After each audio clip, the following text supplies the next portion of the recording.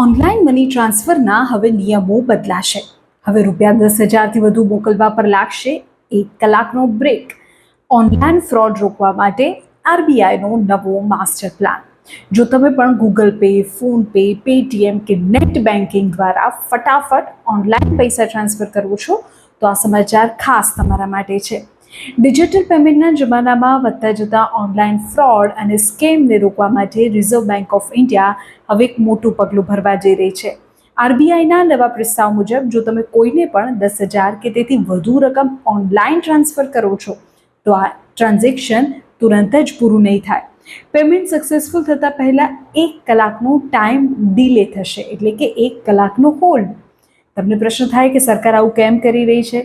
તો આને ટેકનિકલ ભાષામાં કહેવાય છે ઓથોરાઇઝ્ડ પુશ પેમેન્ટ ફ્રોડ. એટલે કે જ્યારે કોઈ સ્કેમર ફોન પર તમને ડરાવી, ધમકાવી કે લાલચ આપીને તાત્કાલિક પૈસા ટ્રાન્સફર કરાવી લે, ત્યારે પીડિત વ્યક્તિને વિચારવાનો સમય જ નથી મળતો.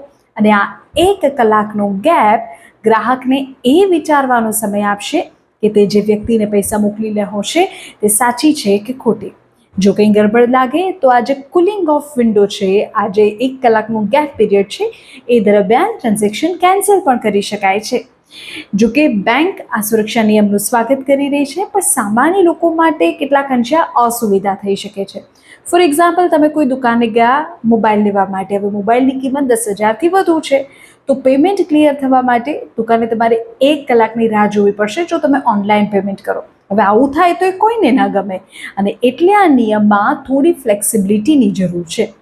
સિનિયર સિટીઝન્સ, દિવ્યાંગોને ઓનલાઈન છેતરપિંડીથી બચાવવા માટે આરબીઆઈ એક અન્ય નિયમ વિશે પણ વિચારી રહી છે.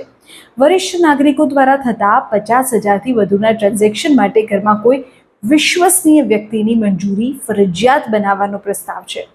ઓનલાઈન ફ્રોડ રોકવા માટે સેફટી વધારવાનો આરબીઆઈનો આઈડિયા તમને કેવો લાગ્યો? શું આ 1 કલાકની રોકટોકથી છેતરપિંડી ઓછી થશે કે મુશ્કેલી વધશે?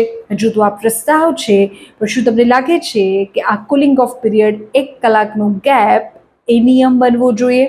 તો તમારી કમેન્ટ અમને જણાવો.